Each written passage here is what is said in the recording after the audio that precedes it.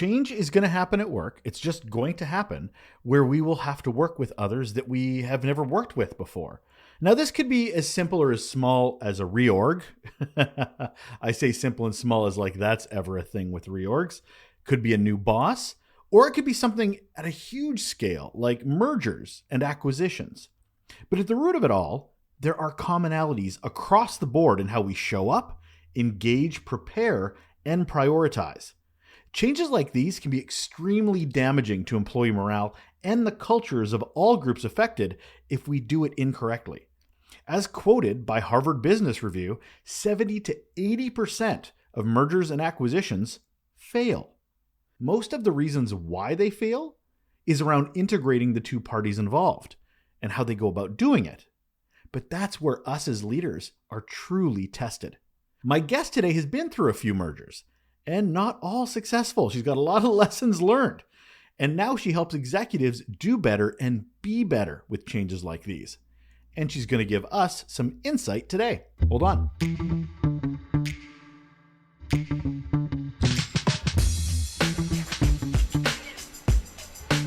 Welcome back to Relationships at Work, the leadership mindset guide to creating a workplace we love. I'm your host, Russel, a communications and leadership nerd with a couple of decades of experience in both of those areas and a whole heap of curiosity on how we can make the workplace a better place. If you're a leader trying to understand and improve your impact on work culture and the employee experience, well, you're in the right place. A place that I strongly recommend you taking some time with is our YouTube channel. Everyone learns differently. Everybody does. Some audio, some visual, some text. Well, we got you covered through all of them. Our YouTube channel, which launched earlier in 2023, oh my goodness, is it 2024 already?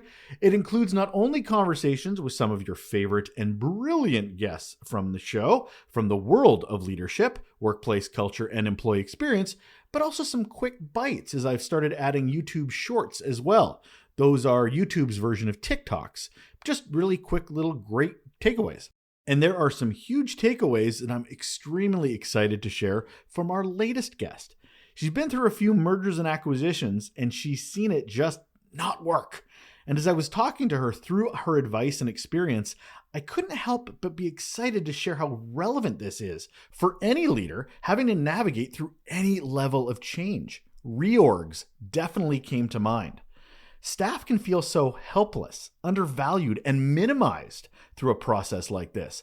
And it could all be addressed if we as leaders were just more intentional with transparency, compassion, communication.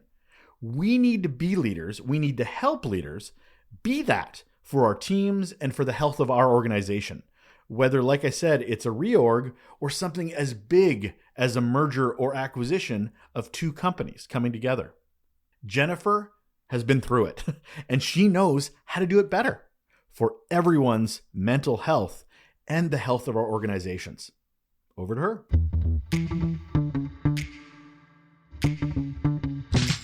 And on the show today, we have Jennifer Fondrevay, and here is why she is awesome. She is a global speaker. She is an M&A integration consultant and transition specialist through her consultancy Day One Ready, helping anyone from Fortune 500 to startups and small businesses navigate change. She's also a best-selling author with a satirical business book, Now What? A Survivor's Guide for Thriving Through Mergers and Acquisitions, a playbook for preparing, navigating, and leading people through challenges during mergers and acquisitions. I don't know if you've sensed a theme here, but mergers and acquisitions are what we're going to get into today. Hello to you, Jennifer. Hello. I got to say, that is the fastest introduction of me I've ever heard, yet it was all audible. Like, you should do the legal speak on all those pharma ads where you can't understand anything other than when they say constipation may follow. So I'm just really impressed.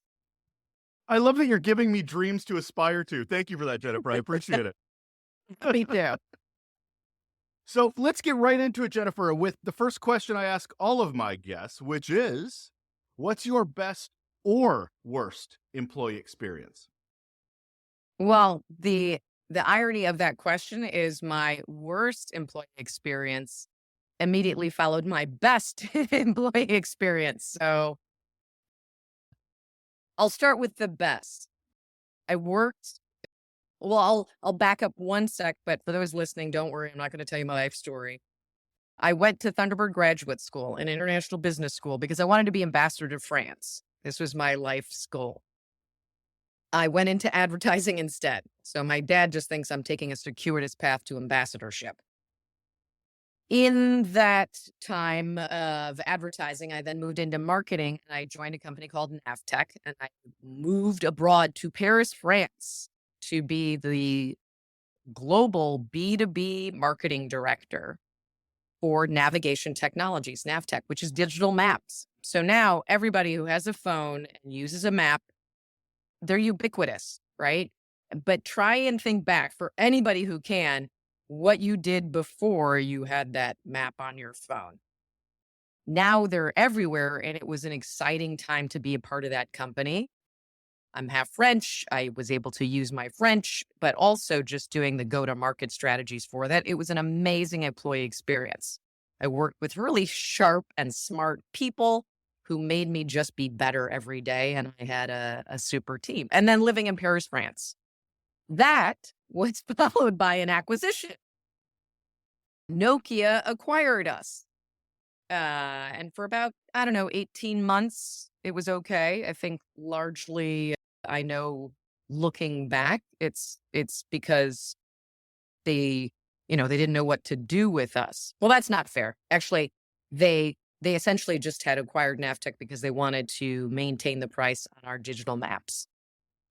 I thought it was going to be a great opportunity for Navtech and Nokia to work together. And so when it started to fall apart and not be the case, that employee experience, I would say, evolved from my best experience to my worst experience because it felt like overnight I was devalued as an employee when I had been enormously valued prior while working at Navtech. So it was a shift that I was unprepared for, and it's what led me to write my book.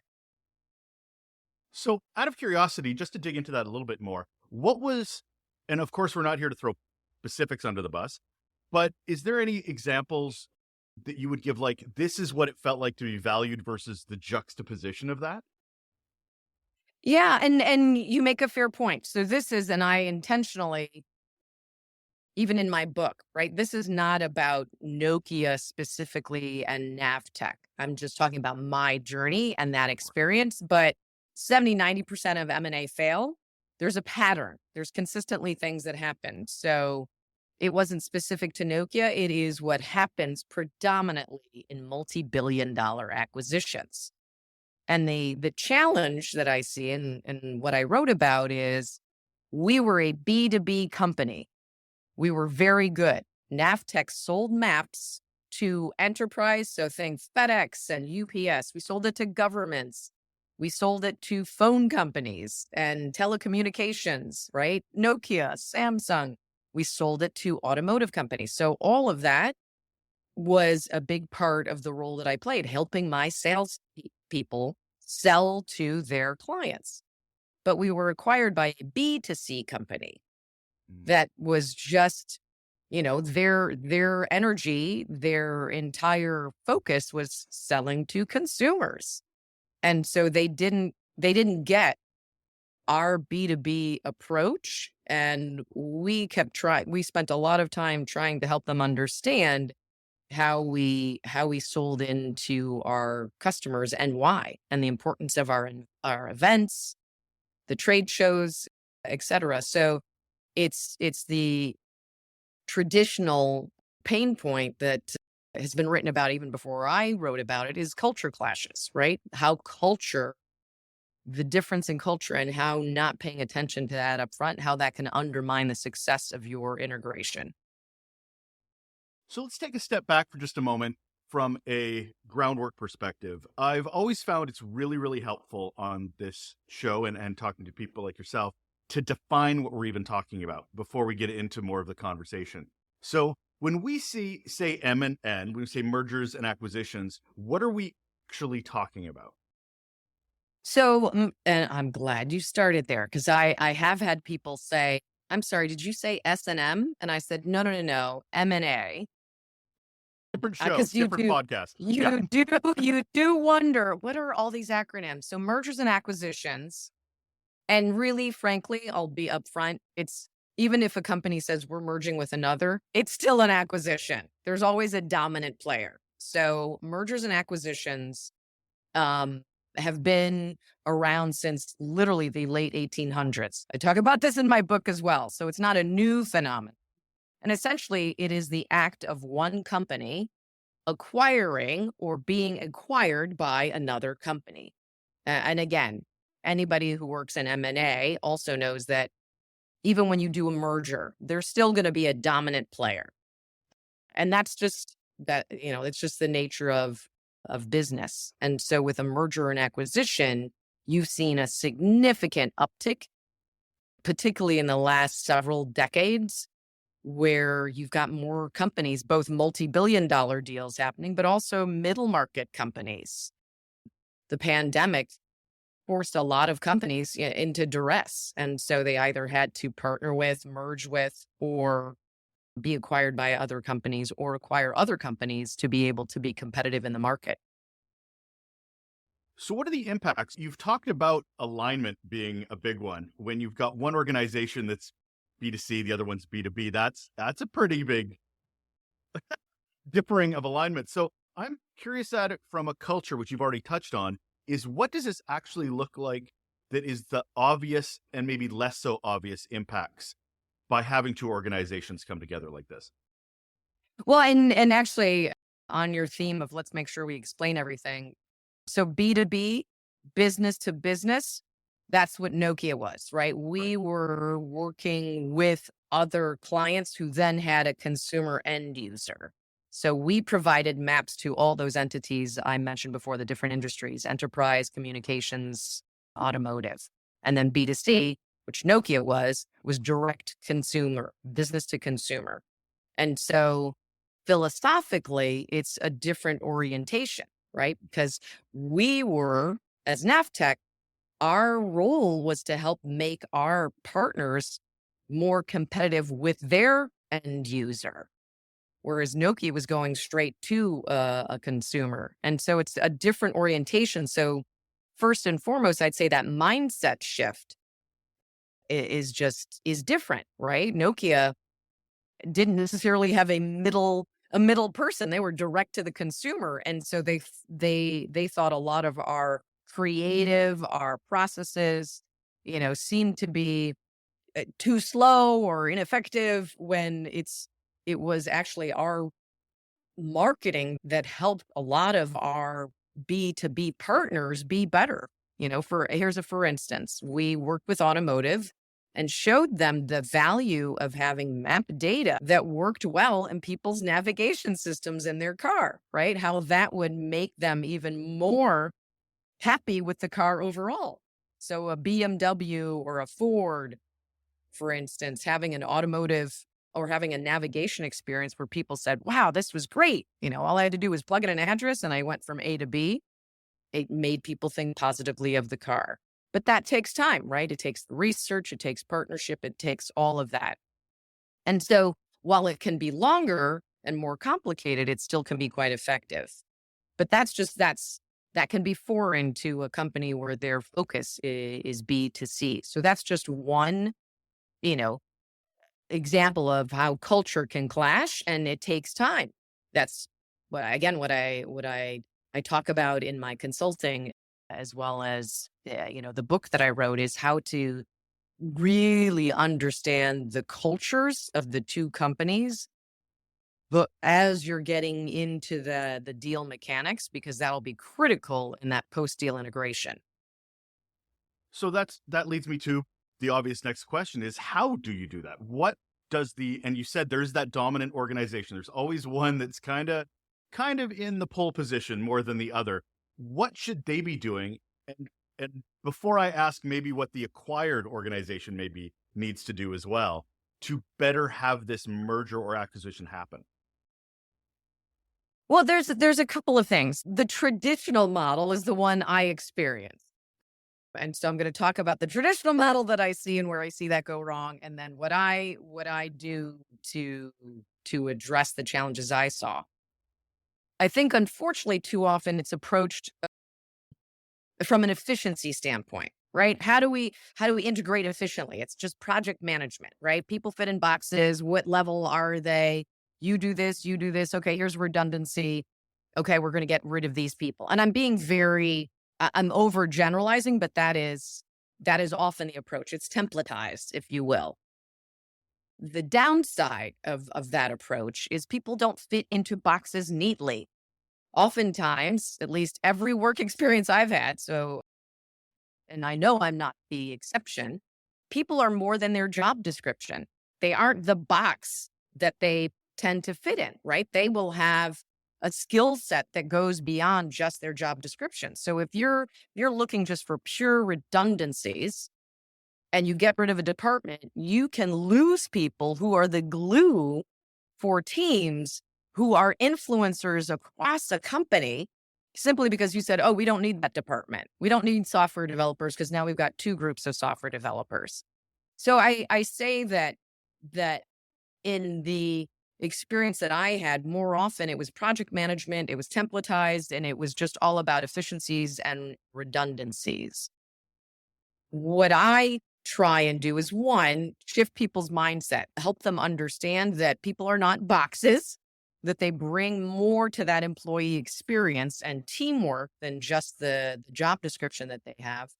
But I also work very hard to help leaders be better prepared for what happens to people in times of change and uncertainty. Because frankly, in business, when you're on a rapid growth trajectory in particular, right? You set objectives, you define the strategies, and you execute. But with a merger and acquisition, you're going through a massive transformation as a company, even middle market and small businesses. A merger or an acquisition is a shift in process and systems. You need to allow people to adapt to that, but you also need to prepare your leaders for how to lead people when they're dealing with a whole new process potentially. And it's always funny, and I found this during the pandemic as well, is through massive upheaval and massive change, we really understand who the leaders are or are not in those situations because they're being tested. And most people in leadership roles never in their entire careers get tested, much less to the level of a merger and acquisition or a pandemic level. And I love that. I love that you brought that up, by the way, because I use the pandemic as a reference point all the time, right? I'll say, okay, let's just think about during the pandemic, the leaders who you followed and admired. What did they look like? How did they lead? Right? They role modeled the behavior they expected of others. They acknowledged when they didn't have all the answers, and they demonstrated compassion and empathy. They met you where you were in your journey to try and help you move forward. That's the kind of leader you need in a merger and acquisition, but it's a unique leader. It's a new leadership model that not all leaders are used to. So I love that you brought up the pandemic because it's a great reference point for leadership, frankly, now that we need to have beyond the pandemic, because we're constantly facing uncertainty. That's the landscape. And I think the one thing I would add to that is communication, communication, communication, because so much is, and you know how this works, when there's no communication, people fill in the story themselves. They will write the best narrative, but 9 times out of 10, they'll write the worst one. And I can see it totally happening in a merger and acquisition going, I don't have a job when you could be promoted next week. You have no idea because nothing's been communicated to you. Is that probably one of the key reasons a lot of these don't work? Because you're saying that 70 or 80% of most M&As don't become cohesive and easy. It's one of many variables. Communication is critical. I'm thankful that you highlighted that because I usually lead with that, but then everyone says, oh, it's always communication. But to me, it's kind of like location, location, location, right? It becomes white noise. It's like, well, yeah, but what you think is a good location may be different than what you think is a good location, right? Same with communication. Some people are visual. Communication, right, needs to be visual. Some people, they think one town hall is going to answer it because they've communicated everything in that one town hall. But as you know, we absorb information so differently, each of us. So to me, a key part of what I work on with CEOs and their executives is that communication needs to go in all formats. It's a town hall, it's a webinar, it's a one-on-one, right? It's going to the locations. It's being available for Q&A and not sidelining. Not saying, well, we'll talk about that later, or not having a prepared idea of what the questions are going to be. You don't have to have all the answers, but you need to acknowledge that these questions are out there. When your employees are asking questions, that's an opportunity for you to demonstrate. Again, let's use the pandemic as a reference point. How many leaders people admired when they said, listen, I don't know how we're going to address this. This is new landscape for me, but I'm confident if we work this together, we can be successful. And those are the leaders you saw be successful during the pandemic. And that is the same scenario that I say to leaders now. That communication needs to exactly as you said, it needs to help people understand what you do know, what you don't know, and how they can contribute to solving those things you don't know. When we think of mergers and acquisitions, we always seem to talk about the C-suite because those are the ones that are doing all the conversations and making the decisions, but they're not as impacted as everybody else in the org chart. And yet, that's what we seem like we talk about the most.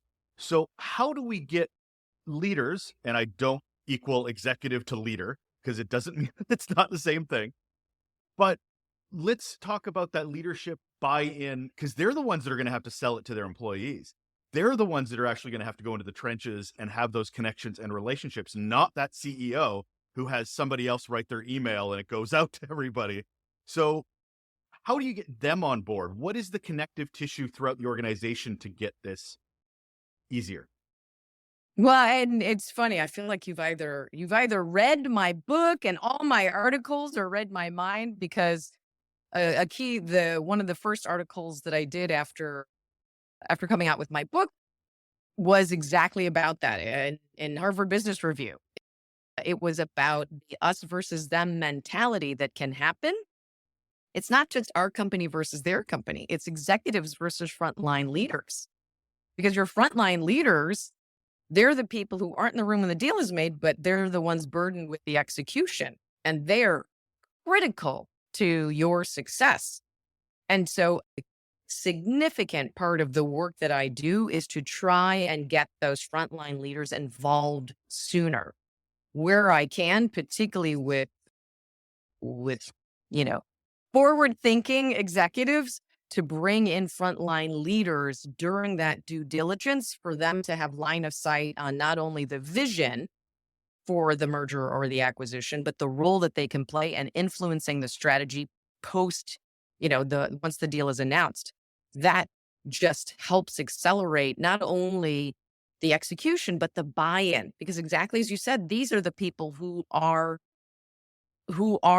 not just leaders of teams, but they role model the behavior that the teams are looking for. Does Joe buy into this? Because if Joe does, I do. Right? But it helps a manager, a frontline leader in particular, have line of sight sooner on what that strategy and mission is, because then they can see, okay, this is the role that I can play and my team can play, but they can also weigh in on the strategy so that the strategy reflects the reality, right?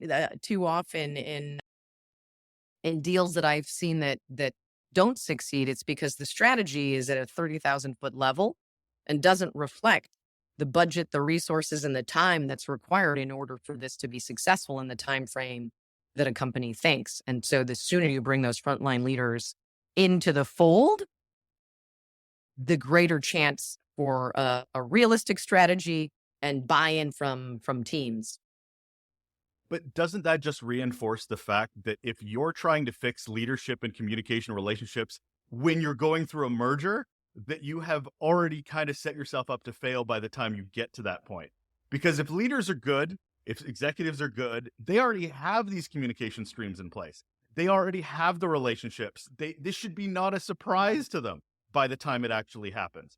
If you're going, oh man, now I should start learning how to communicate goodness. That's kind of a red flag. Well, I guess I'm an optimist. The way I look at it, and I say that because for me, a lot of this is low hanging fruit. And I'll share a story.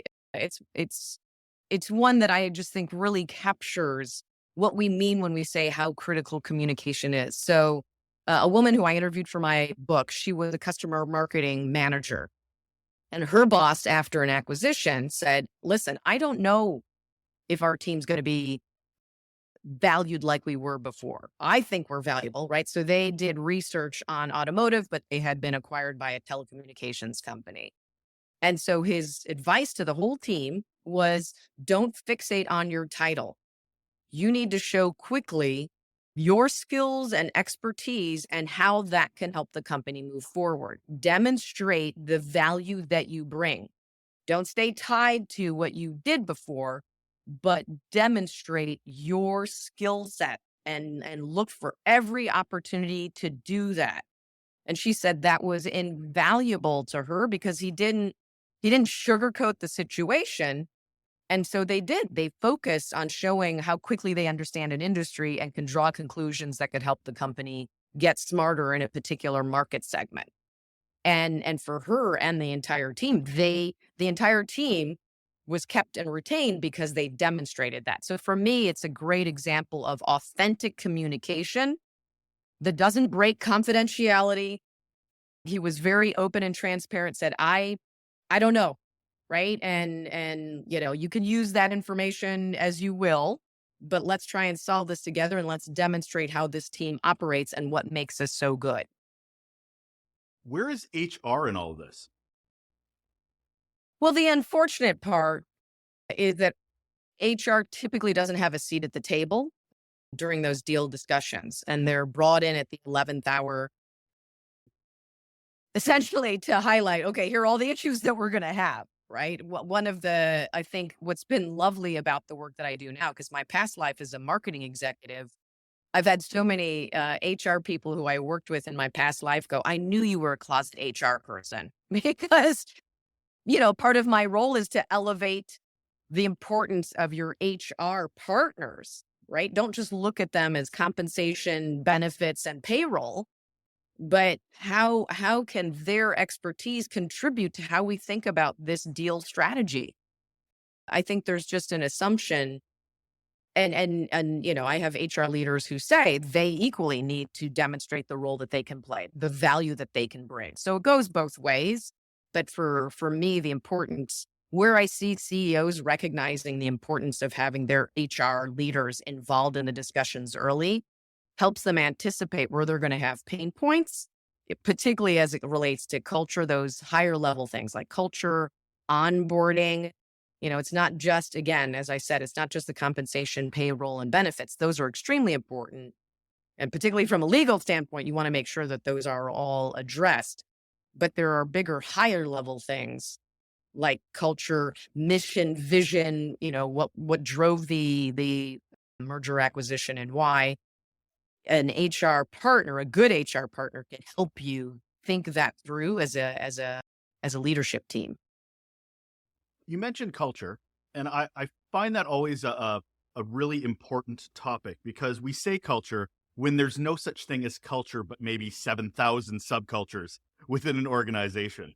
So I'm kind of curious from a diversity standpoint. And I mean, whether we're talking generational, cultural, personal cultural, how do you approach this when your organization is a mosaic? It is not a homogeny. Here's the greatest success I've had because, as you pointed out, right, everyone kind of defines culture differently. It can be this amorphous, it's how I feel when I show up at work. It's the atmosphere, the people I work with. And the exercise that I do with C-suite and frontline leaders is I'll say, if you want culture integration to be successful, think like a tourist. Think like a tourist going to Italy, right? So I use that as an example, right? If you really want to make the most, you have planned this wonderful vacation to Italy, but you don't speak Italian. You've never been to Italy. What might you do? You would research Italy. Maybe you'd read some books on Italy. You would talk to people who have been to Italy. Maybe you'd find people who are Italian, find out what are the best places to go, right? But you have a curiosity mindset. You want to learn about the culture. You might even do Duolingo. You might pick up a couple of key phrases. I said, so you have to have that same mindset. You want to be curious about the other company and their culture. And this goes both ways. What are acronyms? What's the glossary of terms? Who are people that used to work at this company that could maybe give me insight, right? Particularly, I'll say, as the deal is being announced or right before it, more often than not, people are aware of a deal when it's happening before it's done. And so you have the opportunity to find out more about that company. How do they think? How do they work? What's the terms that they use? If you think like a tourist and you come at it with a curiosity mindset, and oh, by the way, same thing with tourists, right? I talked about Paris, France. More often than not, when you go to Paris, France, because it has unfortunately a bad reputation for, snarky waiters at French Parisian cafes, I'll say, but usually if you show that you are interested and you share a couple of terms, even if you slaughter the French, typically it shows that you made an effort. You wanted to understand the culture. Same thing goes with company culture. You need to think about it from a curiosity mindset standpoint. Now, this reminds me of a story. You're going to make me tell a little story here, Jennifer. I backpacked through Europe, specifically in Paris. There was a couple ahead of me. This aligns a lot to what you're saying. We'll say they were American. Anyway, as a Canadian, it always makes sure I differentiate. As an American couple, they were getting very angry at a ticket agent over and over again, going, "Why don't you speak English? I'm just trying to get the answers." Very them. The ticket agent very politely, I do not speak English. Je ne parle français. Je ne parle pas anglais. Okay, over and over again. And they stormed off because there was no interest in finding common ground or at least trying. So we see this and we're like, well, our French isn't that great. My best friend at the time had taken French up until a certain university, but it wasn't that good. But when we got up to there, he tried. He mangled French so badly, but he tried. And she responded in perfect English. You go down that way, you take a left, you go down this way. But that is a perfect example of what I'm talking about, right? How do you overcome us versus them? Now I'm half French, so I can speak. I have seen that scenario play out more than once, where it's just, there's no effort made to try and meet people halfway. And the more you demonstrate a curiosity and an interest and a desire to learn about someone else's culture, the more they will give to you and also take back from you. And you have to have that same approach. And I say this, it's not just multi-billion, particularly in multi-billion, but I've seen it even, I'll use manufacturing or healthcare, right? We're seeing a lot of mergers and acquisitions in those two industries. Nurses and doctors, again, let's go to subcultures, right? Nurses have a culture, doctors have another culture. And I see it time and again where I'll say, if you aren't looking to see how you can learn from each other's cultures and you just stand on the side and go, well, this is how we do it. How you do it is wrong or irrelevant or not important. You're never going to succeed. You aren't going to find those integration common ground points. And so for me, you've got to intentionally approach this from what can I learn and what can I teach? And whenever I say, you need to think like a good tourist, not a bad tourist. And you will be so rewarded. So when employees feel undervalued, like you did for your merger, they will get not quiet. And so I'm kind of curious what your thoughts are when it bleeds into public discourse, because people will go on social media, Glassdoor, LinkedIn, talking about how these mergers and acquisitions are not working or are, but nobody goes generally on social media to rave about things. They usually want to go and talk, how horrible it's going. So, how is that a factor or a discussion topic when it comes to leadership, trying to figure out how to keep everybody under a tent? Well, it's funny that you bring that up only because I've had a number of CEOs hire me because they've seen that, right? Yep. And they'll say, how do we avoid that? What's fascinating, Russell, I suspect we have a common viewpoint on this. There are things that are obvious to us, those disconnects, the communication misses, because oftentimes leadership will get to a point where they don't see it. They don't see some of these things that we see that will be obvious, right? So the perfect example that you raised at the beginning. If you don't communicate consistently, you know, on an ongoing basis, even when you don't know the answers, people will fill in already early on. They'll fill in what they think is going to happen, and they typically go to the worst case scenario. And that's where they go to social media. Now you can, cross your arms and say, well, that's not fair. They didn't give us a chance. We already talked about that. Well, you talked about it, but you didn't talk about everything. So even being open about, hey, here's what we're working on. What are other questions you have? Solicit questions. What are things that we as a leadership team need to be working on and thinking about that are obstacles to you getting your job done? You don't want to be blindsided by that. And blindsided usually is because people walk, they leave, or they start posting on social media. So that's a key part of the work session that I do, is to prepare executive leadership and frontline leaders for here's how people react to news like a merger and acquisition, what drives those behaviors, and the preemptive things that you can do to de-risk the potential challenges that you will have that happen with mergers and acquisitions. I've seen the patterns. I wrote a book because it wasn't just my experience, right? Multiple CEOs and C-suite executives, as well, middle managers, HR leaders, private equity, contributed to the research that I did. And so I know I've seen the patterns, and there are ways to preempt them, but you have to be intentional. You're painting the vision and then the communications that you do throughout. I'm so glad you led me to vision, because that was my next question. Is we spend so much time as an organization focusing on vision and mission, regardless of effective or not effective, but it's certainly on a poster, but we talk about it all the time. So now you've got two organizations coming together with different visions and missions and values. I know we talked about culture, but this seems to be a little bit more aligned with how the C-suite's may be looking at the future of the organization. How do you have that conversation? Well, first and foremost, I have a session with the leadership from both sides, both companies. When working with a forward-looking CEO, those are the ones I love because they'll say, okay, let's get our leadership together. I want us all to be speaking from the same book, because there is nothing that undermines success more than leadership talking in different ways, having different opinions, and having that exposed to your next frontline level leaders, right? It's very hard for them to buy into the strategy if you all don't look like you're aligned on the strategy. One of the ways I do that is a pre-mortem. And a pre-mortem, essentially, if you know the healthcare system, a post-mortem is the patient's dead, and we look back on what are all the ways that led to that, right? What could we have done better?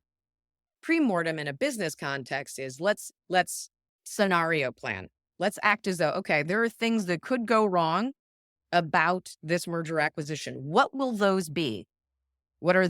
And this is everything. It's like a reverse SWOT, right? What are the opportunities and threats? What are our strengths and weaknesses? What are all the ways that we could have opportunities and challenges?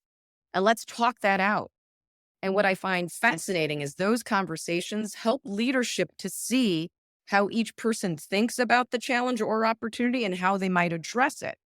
And so getting alignment isn't just a couple of steak dinners where everyone feels good and they're saying, oh, we share the same values. This is going to be great. You need to get into the nitty gritty early as an executive team to really make sure you understand how each other thinks, and that you share a common vision for why this merger or acquisition was done, and the opportunities it brings both companies, right? Because both companies need each other. That's the other thing that I highlight. Both of you needed each other.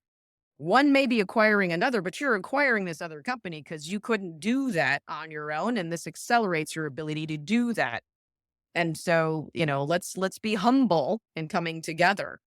But for me, the pre-mortem exercise really helps get alignment at a nittier grittier level.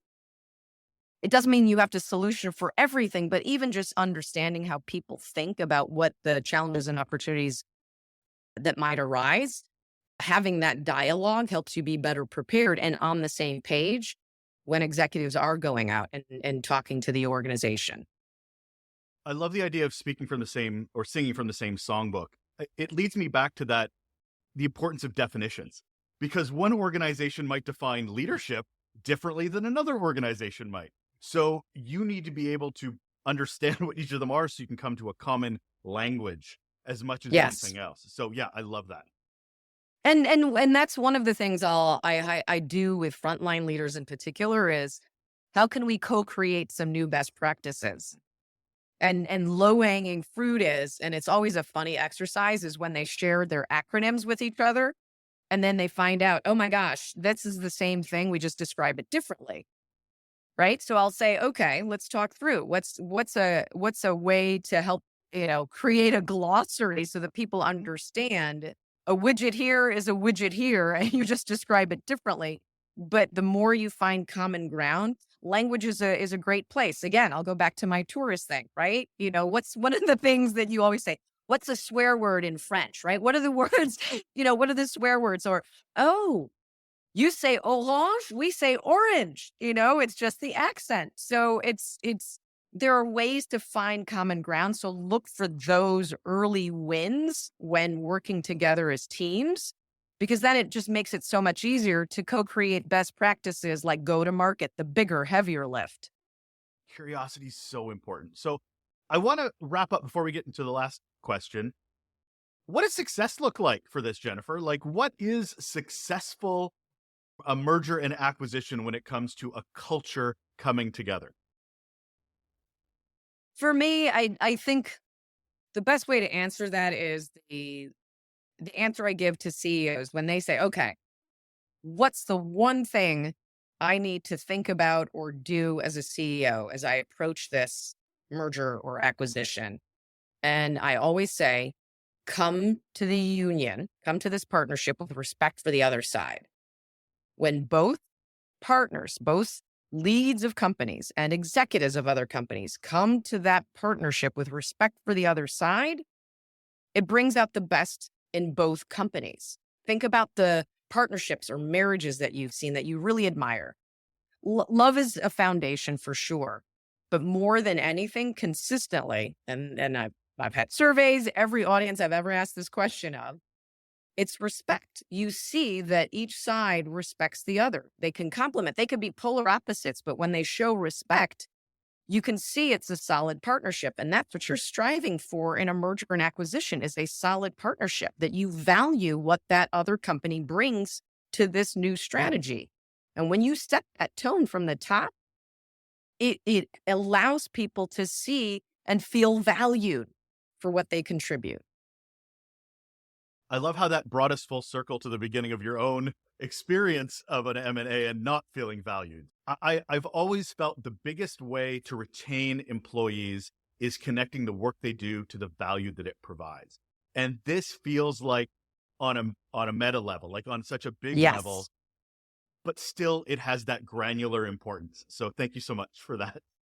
you bet. Listen, I started this journey because I thought I went through 3 multi-billion-dollar acquisitions and I'd feel valued one day and devalued the next. And I realized that was me, right? I was letting too much outside metrics, too many other things define my value. And so it's why a big focus of my TEDx talk of, a lot of the talks that I do for individual groups is you've got to get clear on your value. Be clear on that. Don't let the outside metrics define it. The clearer you are on the value that you bring and what you contribute, then you can weather all manner of storms. Uncertainty doesn't bother you because you're clear on what you can bring and what you can offer. And I love wrapping it up with the idea of agency, because as much as organizations and leaders have a responsibility to respect, to enter this with compassion and empathy, it's on us too of what we will or won't put up with. It's up to us on how we communicate for ourselves, how we champion for ourselves. So that doesn't get organizations off the hook, but we're also not passengers in this either. So yeah, Absolutely. thank you for highlighting that. So I'm going to wrap it up with the last question I also asked all of my guests, Jennifer, which is, what's one simple action people can do right now to improve their relationships at work? Well, our conversation led into this. I feel like, wow, we just transitioned so well, Russell. Should go and Segue do good. it. Let's do a TV because, that whole knowing your value, the first step in that is focus on what you can control. We get so distracted by so many things that are out of our control. And if you focus on what you can control, and for me, the three things are my talent, my effort, and my attitude. Focus on that. Get crystal clear on what your key talent is. And as I said at the beginning, it's not always your job description or the diploma you got. But the clearer you get on your talent, the better off you are on again, knowing what your value is. And your effort and your attitude equally play a critical part. So that's the message I would leave. Focus on what you can control, your talent, effort, and attitude. That is Jennifer Fondrevay. She's a global speaker, M&A integration consultant, and best-selling author of a satirical business book, Now What? A Survivor's Guide for Thriving Through Mergers and Acquisitions. Thank you, Jennifer. Thank you. Again, I wish I could just have you introduce me everywhere. And that is all. We are done. Another episode of Relationships at Work, the Leadership Mindset Guide to Creating a Workplace We Love. Thank you once again for listening. Love having you along the journey with me in this thing we call leadership and trying to understand how we impact others. If you've enjoyed the show, if you find some value in these episodes, whether it was this one or one of the many that come out every week, please feel free to share it. Just to one other person, whether it's in an email, a text, a conversation. If you think they'll find it of value or their community might find it of value, I ask that you encourage that sharing. Really appreciate it. It helps the show grow and it gets it to more ears and eyes. Thank you so much for being here and being so supportive. Take care.